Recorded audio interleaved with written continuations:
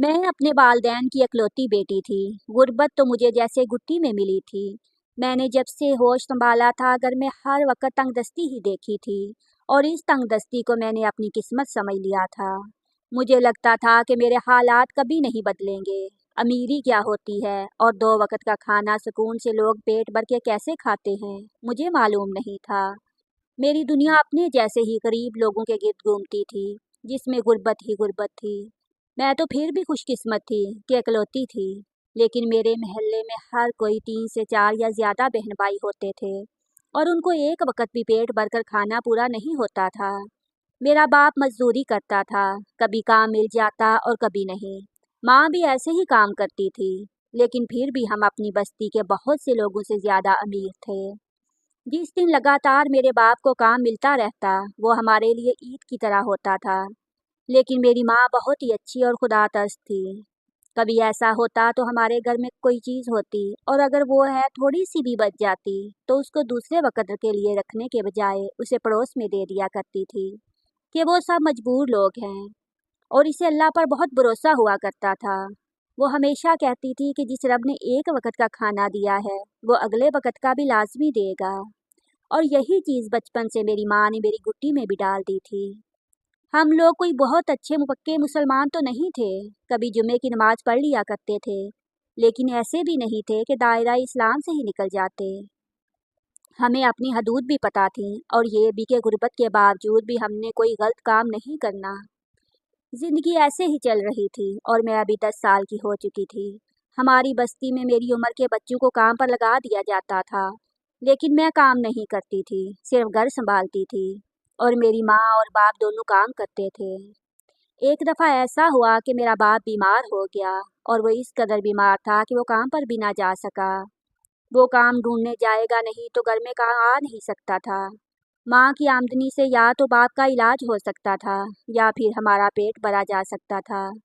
اس لیے میں نے ماں سے کہا کہ باپ کا علاج زیادہ ضروری ہے۔ وہ مہینہ ہمارے لیے بہت ہی زیادہ مشکل تھا۔ ڈاکٹر کا ایک ہی کہنا تھا کہ دوائی کے ساتھ اچھی خوراک کی بھی ضرورت ہے، جبکہ ہمارے پاس تو صرف اتنے ہی پیسے تھے کہ یا دوائی خرید سکتے یا 2 وقت کا کھانا پورا کر سکتے۔ اچھی خوراک تو ہم نے کبھی زندگی میں بھی نہیں کھائی تھی، لیکن باپ کے لیے آخر مجھے بھی گھر سے باہر قدم نکالنا پڑا، اور اب اماں کے ساتھ میں بھی کام پر جایا کرتی تھی۔ ماں مختلف جگہوں پر صفائی کا کام کیا کرتی تھی، لیکن کم عمر ہونے کی وجہ سے مجھے کام نہیں ملتا تھا۔ روزانہ ماں کے ساتھ جاتی اور خالی ہاتھ واپس آ جاتی۔ کبھی ایسا ہوتا کہ کام مل جاتا اور کبھی نہیں۔ مجھے ایسے کام کے لیے جاتا دیکھ کر میرا باپ بہت پریشان ہوتا تھا۔ مجھے کام کی تلاش میں پریشان ہوتے دیکھ کر ہمیشہ خود کو ہی قصوروار ٹھہراتا کہ کاش وہ بیمار نہ ہوتا اور مجھے کام کے لیے باہر نہ جانا پڑتا۔ میں تو کبھی سوچ بھی نہیں سکتی تھی کہ میرا وہ باپ جو اپنی بیٹی کو صرف باہر کام کے لیے جاتے دیکھ کر اتنا زیادہ پریشان ہو رہا ہے، کبھی وہ بھی کوئی غلط راستہ اختیار کر سکتا ہے۔ میرے باہر جا کر کمانے کی کوشش کرنے سے ایک اور نقصان یہ ہوا کہ میں نے باہر کی دنیا دیکھ لی۔ یہ بڑی بڑی گاڑیاں، یہ زرق برق لباس، یہ بڑی بڑی عمارتیں، اتنا زیادہ پیسہ، یہ سب چیزیں میں نے دیکھی نہیں تھیں، نہ میں ان کے بارے میں جانتی تھی۔ مجھے تو لگتا تھا کہ زندگی بس ایسے ہی ہے جیسے ہماری بستی کے لوگوں کی ہی ہے۔ مجھے تو یہ بھی نہیں پتا کہ لوگوں کے پاس اتنا پیسہ بھی ہوتا ہے، اور مجھے اس سے پہلے اپنی زندگی سے کوئی گلہ نہیں تھا۔ میں تو خوش ہوا کرتی تھی کہ میری زندگی باقی سب سے بہت اچھی ہے، لیکن اب مجھے اپنی زندگی سے گلے پیدا ہونا شروع ہو گئے تھے۔ مجھے لگتا تھا کہ مجھے بھی حق ہے میں عیش سے زندگی گزار سکوں، بڑی بڑی گاڑیوں میں سفر کر سکوں، بڑے بڑے گھروں میں رہ سکوں، اچھے سے اچھا پہن سکوں، اور سب سے بڑھ کر اچھے سے اچھا کھا سکوں۔ لیکن ایسا ہونا ممکن نہیں تھا کہ جادو کی چھڑی تو میرے پاس بھی نہیں تھی جس کے گھمانے سے یہ سب بدل جاتا، بلکہ جو کچھ ٹھیک تھا وہ بھی خراب ہو گیا تھا۔ باپ کی بیماری میں اتنے برے حالات پیدا کر دیے تھے کہ میں اور میری ماں اس سے پہلے 2 وقت کا کھانا کھا لیا کرتی تھی، اب صرف 1 وقت کا کھانا کھاتی، اور وہ بھی صرف اتنا کہ ہم زندہ رہ سکتی، اور کبھی کبھار تو یوں ہوتا کہ کھانا صرف اتنا سا ہوتا جو باپ کو دے سکتے، اور ہم لوگ خود بھوکی رہ جاتی۔ میرے ذہن میں بغاوت سر اٹھانے لگی تھی۔ ایک ماہ بعد میرا باپ بستر سے اٹھا اور پہلے دن کام کے لیے گیا۔ پہلے دن تو اسے کام نہ ملا۔ लेकिन अपने बाप को बिस्तर पर पड़ा देखकर जो फिक्र मुझे हर वक्त रहती थी वो ख़त्म हो गई थी। जिंदगी दोबारा से अपनी पहले वाली डगर पर चलने लगी थी। मैं घर रहती और मेरे माँ बाप काम के लिए जाते, लेकिन अब मुझे जिंदगी देखने का शौक पैदा हो गया था। इसलिए कभी कभार जिद करके माँ के साथ बाहर चली जाया करती थी। काम तो नहीं करती थी, लेकिन बैठकर बस गाड़ियाँ देखती, कपड़े देखती, खाना पीना देखती। मेरी माँ को ये बिल्कुल पसंद नहीं था। वो मुझे समझाती, आपके पास जो है उस पर शुक्र करो। लेकिन बेहतर से बेहतरीन की ख्वाहिश इंसान के अंदर पैदा होती ही रहती है, और मैं उम्र के जिस हिस्से में थी वहाँ ऐसी ख्वाहिशात करना गलत बात भी नहीं थी। मैं हर वक्त घर में इन सारी चीज़ों की बातें करती रहती और ख्वाहिश करती, काश मेरे पास भी ये हो। बल्कि अक्सर तो मैं जिद शुरू कर देती कि मुझे ऐसे कपड़े या ऐसा खाना चाहिए। मेरी जगह कोई और होती तो शायद चोरी जैसे काम करना शुरू कर देती। लेकिन अंदर की अच्छाई मुझे कोई गलत कदम उठाने नहीं देती थी। फिर शायद एक दिन मेरी दुआ मेरे रब ने सुन ली, या शायद मेरा नाशुक्रापन अल्लाह को पसंद नहीं आया। बहरहाल इस वक्त तो मुझे यही लगा कि अल्लाह पाक को मेरी हसरतें अच्छी नहीं लगीं, और उन्होंने इन हसरतों को पूरा करने के लिए वसीला पैदा कर दिया है। हुआ कुछ यूं कि एक दिन मेरे अब्बा घर आए तो उन्होंने खुशी खुशी बताया कि उनको पक्का काम मिल गया है। अब जो हर रोज़ सिर्फ और सिर्फ उम्मीद की बात होती है कि काम मिलेगा नहीं मिलेगा, वो ख़त्म हो गया है। अब रोज़ाना की बुनियाद पर काम करना होगा। मेरी माँ ने पूछा क्या क्या काम है, तो उन्होंने कहा कि फैक्ट्री में काम मिला है। टाइमिंग ज़्यादा होगी और रात की शिफ्ट में काम करना होगा, लेकिन तनख्वाह अच्छी दे रहे हैं। हम लोगों ने इस पर भी शुक्र अदा किया, और जब पहले महीने अब्बा ने तनख्वाह अम्मा के हाथ पर रखी तो इतने ज़्यादा पैसे देकर मेरी तो आंखें ही भीग गईं। हमने पूरे महीने का सौदा घर में डाल लिया और कुछ पैसे बस्ती के वो ज़रूरतमंद जिनके घर में खाने को कुछ नहीं था उनको दे दिया। अम्मा भी काम करती थी, इसलिए हमारा गुजारा चल रहा था। लेकिन पैसे बस्ती वालों को देना मुझे अच्छा नहीं लगा। इससे मेरी कितनी ही ख्वाहिशात पूरी हो सकती थी। इसलिए माँ से कहा कि सारी चीज़ों पर तो सिर्फ मेरा हक था, आपने ये दूसरों को क्यों दिया। लेकिन माँ ने समझा बुझाकर मुझे चुप करवा दिया कि अपनी आमदनी में से दूसरों को देना चाहिए, ये हमारे नबी का हुक्म है। इस वक्त तो मैं चुप कर गई, लेकिन उसके बाद वो सिलसिला चल निकला। कुछ ना कुछ अब्बा रोज़ाना लेकर आ जाते और कभी पैसे भी ले आते। जब मैं माँ से पूछती कहाँ से आए हैं, तो वो हमेशा कहते थे कि मेरे काम से खुश होकर मालिक ने इनाम दिया है। हमारे घर के हालात सबसे अच्छे होने लगे। बस्ती में हम सबसे अमीर थे, लेकिन मेरी माँ अजीब सी कैफियत का शिकार थी। एक दिन अब्बा ने बताया कि उनको काम की शिफ्ट चेंज हो गई है। वो रात को नहीं बल्कि दिन को काम किया करेंगे। मुझे इस बात से बहुत खुशी हुई, क्योंकि अब्बा रात को घर नहीं होते थे तो मुझे डर लगता था। लेकिन जिस दिन से मेरे अब्बा की शिफ्ट चेंज हुई उस दिन से उन्होंने एक अजीब काम शुरू कर दिया। वो रोज़ाना रात को एक दूध का गिलास में मुझे कच्चा अंडा डालकर देते, बल्कि ज़बरदस्ती पिलाते थे कि तुम्हारी उम्र की लड़कियों के लिए ये बहुत ज़रूरी है। पहले दिन दूध अंडा में डालकर दिया तो मुझे उसका जायका बिल्कुल अच्छा नहीं लगा, लेकिन उनके डर से मैंने पी लिया और मुझे ऐसी नींद आई जैसे किसी ने नींद की दवा दी हो। और वैसे भी इस उम्र में तो नींद बहुत सख्त हुआ करती है। दूसरे दिन जब मैं सुबह उठी तो मेरी माँ रो रही थी। जब मैंने उनसे पूछा तो वो खामोश हो गईं। उन्होंने कोई जवाब ना दिया। अब्बा तो चुपचाप सुबह काम पर चला गया था। फिर ये सिलसिला चल निकला। रोज़ाना अब्बा मुझे दूध में अंडा डाल कर देते, और अगर कभी मैं कहती थी कि मैं खुद डाल लूँगी तो मना करते, नहीं ये मैं करके दूँगा। मुझे ये भी अब्बा की मोहब्बत ही लगती थी, और मैं खुश होती थी इस बात से। लेकिन हमेशा ही ऐसा होता, जब भी सुबह उठती अम्मा रो रही होती, लेकिन उन्होंने कभी भी मुझे नहीं बताया था कि वो क्यों रोती हैं। मैंने गुर्बत में भी माँ को रोते हुए कभी नहीं देखा था। मुझे समझ नहीं आती थी कि उनके साथ क्या मसला है। माँ हर वक्त परेशान रहने लगी थी और मेरे लाख पूछने पर भी कभी अपनी परेशानी नहीं बताती थी। मुझे कभी तो गुस्सा आता और कभी फिक्र कि ना जाने ऐसी कौन सी परेशानी में मेरी माँ मुब्तला है जो शेयर नहीं कर सकती। शायद वो मुझे छोटा समझकर परेशान नहीं करना चाहती। मैंने सोचा जो भी होता है कहीं रात को ही होता है, क्योंकि सुबह मेरी माँ रो रही होती थी और अब मुझे ये मालूम करना था कि ये सब क्या सिलसिला है।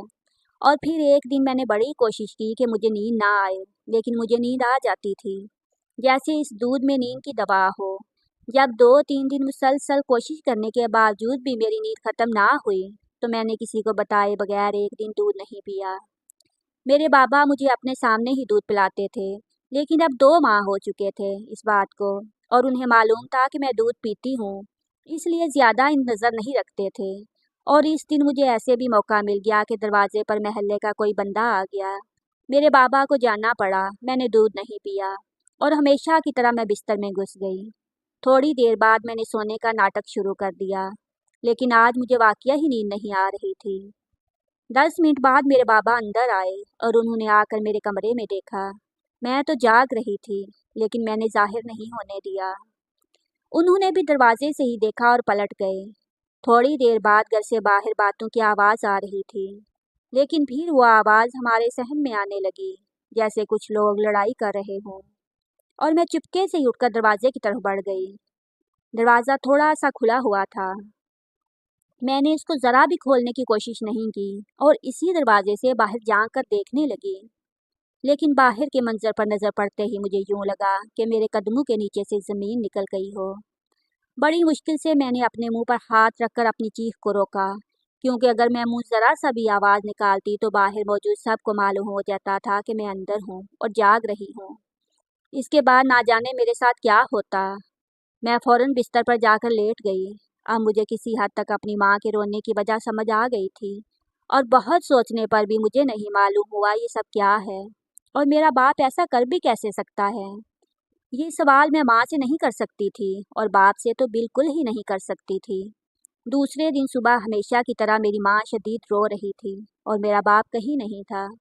लेकिन अब मुझे घर में आने वाली नेमतों और हर वक्त मिलने वाले पैसों से कोई गर्ज नहीं थी। मुझे मालूम हो गया था कि पैसे कहाँ से आते हैं और मेरा बाप क्या सब कर रहा है। काश ये मंजर मैं कभी ना देखती जिसने मुझे वक्त से पहले बड़ा कर दिया है। अब मैं और ज़्यादा मोहतात हो गई थी। मैं दोबारा वो सब नहीं देखना चाहती थी, इसलिए अब खुद ही चुपचाप दूध पी लेती ताकि बेहोशी की नींद सो जाऊं, और मुझे मालूम भी नहीं होता कि क्या हुआ है। लेकिन सोने से पहले मैं अपना दरवाज़ा अंदर से बंद करना नहीं भूलती थी।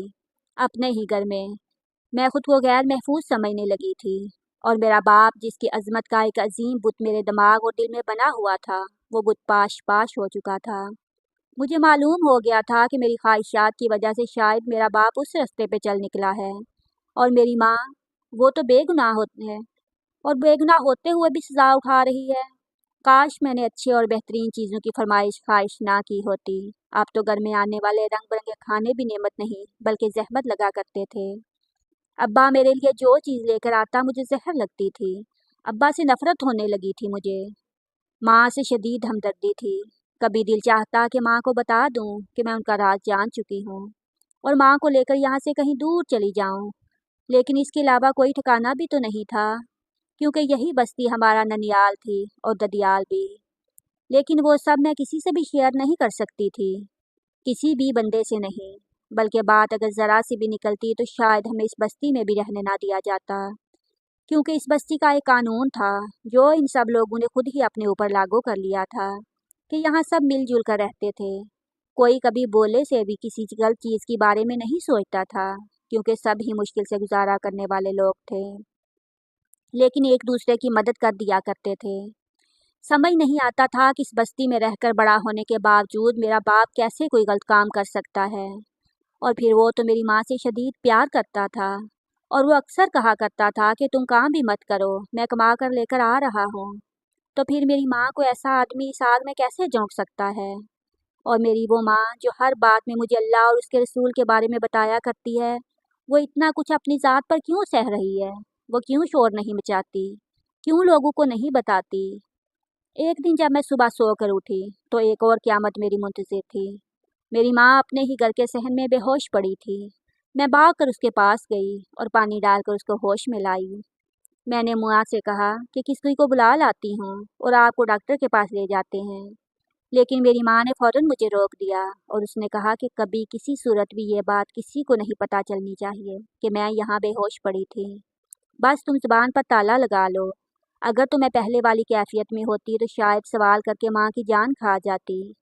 लेकिन उस रात के देखे हुए मंजर के बाद मुझे अपनी माँ की बात समझ आ गई थी, इसलिए मैंने अपनी ज़बान को कफल लगा लिया और किसी से कोई बात ना की। मैं पहले से बढ़कर अपनी माँ का ख्याल रखना शुरू हो गई थी। शायद ये मेरी तरफ से एक दावा करने की कोशिश थी।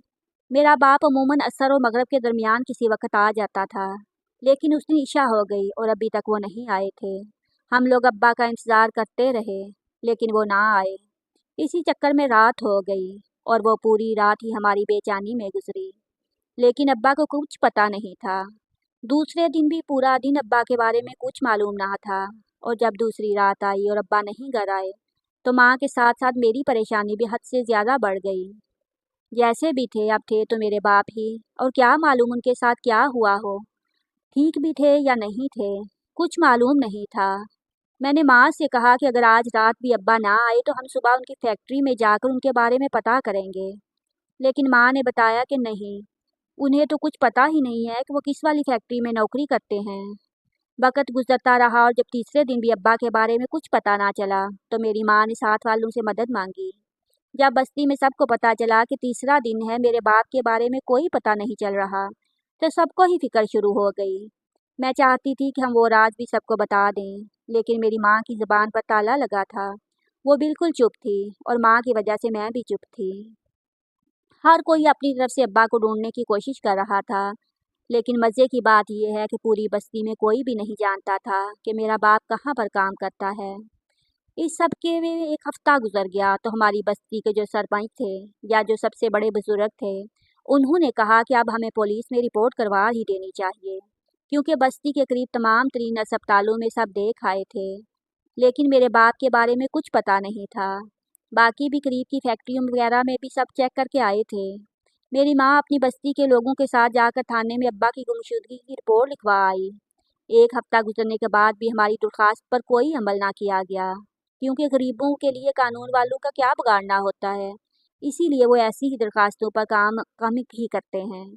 आखिर एक दिन मैंने अपनी माँ से कहा कि तुम आखिर सबको बता क्यों नहीं देती कि मेरा बाप क्या काम कर रहा था, और इसमें तुम्हारे क्या करना पड़ता है। शायद इस तरीके से मेरे बाप की कोई खबर मिल जाए कि वो जिंदा है या मुर्दा, किस हालत में है। मेरी माँ ने कहा कि तुम्हें कैसे मालूम है। मैंने बताया कि मैंने एक दिन दूध नहीं पिया था। उसके बाद वो और ज़्यादा रोने लगी, और फिर उन्होंने बस्ती के एक दो मौत पर लोगों को सच बता दिया।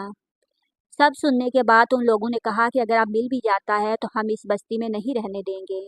लेकिन मेरी माँ और मेरी मिन्नत समाजत करने पर राज़ी हो गए कि कम से कम इसको ढूंढने में हमारी मदद तो ज़रूर करें, और उन्होंने जाकर पुलिस को सब कुछ बता दिया।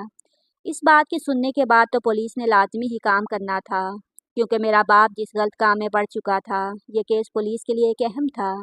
और फिर जब हकीकी पुलिस ने कार्रवाई शुरू की, तो एक हफ्ते में ही मालूम हो गया कि मेरा बाप कहाँ काम करता था, और इन लोगों को पुलिस गिरफ्तार करके ले आई। लेकिन उसकी फैक्ट्री में कहीं भी मेरा बाप ना मिला। मैं भी गई थी साथ, वहाँ पर पुलिस ने मेरी माँ का बयान लिया, तो मुझे भी सारी हकीकत मालूम हुई कि मेरा बाप गुर्बत से तंग आकर एक फैक्ट्री में नौकरी के लिए गया। इन लोगों ने उसको नौकरी पर रख लिया। इसे मालूम नहीं था कि वहाँ क्या काम होता है। शुरू में रात की शिफ्ट पर रखा, और ये खुशी खुशी काम करने लगा। ये सफाई सुथराई का काम करता था, लेकिन जल्द ही उसे मालूम हो गया कि वो भी कोई आम फैक्ट्री नहीं है, बल्कि वहाँ पर हेरोइन वगैरह बनाकर पैक की जाती है, जिसे स्मगल किया जाता है। और ये मेरे शौहर को पता चल गया था, और जब लोगों को पता चला कि इनके राज से वाकिफ हो गया है, तो लोगों ने मेरे शौहर पर नज़र रखना शुरू कर दी। और जिस रात मेरी बेटी ने ये सब देखा था, उस रात वही लोग हमारे घर आए थे। उन्होंने मेरे शौहर को काबू करके मेरे से बदतमीजी से बात की थी, और ये सिर्फ एक डेमो था कि अगर उसने अपनी ज़बान खोली तो उसकी बीवी की इज्जत सरे बाजार नीलाम कर देंगे। और मेरे शौहर को तो जान से मारने की धमकी दी थी। मेरा शौहर इस दलदल में फंस चुका था, वो अभी वहाँ से निकल नहीं सकता था। लेकिन इस अमल पर उसने अपने तौर पर कोशिश की थी कि उनकी सब के खिलाफ सबूत कानून तक पहुँचा सके, या कुछ ऐसा किया था कि जिससे मेरा शौहर उनकी नज़र में आया। और इस दिन रात को कुछ लोग आए थे, और उन्होंने मुझे मारकर बेहोश कर दिया था, और मेरे शौहर को ज़बरदस्ती उठाकर ले गए थे। और वो अपनी बेटी को नींद की दवा इसलिए देता था कि मेरी बेटी को कुछ पता ना चले, और उनको भी इसके बारे में कुछ पता ना चले। वो लोग किसी भी वक्त हमारे घर आ सकते हैं। उन्होंने हमारे घर में हेरोइन स्टॉक करना शुरू कर दी थी, और इस रात वो शौहर को ले जाने के साथ सारा स्टॉक भी ले गए थे। इस बयान के बाद इन मुलज़िमों को तो कोई नहीं बचा सकता था।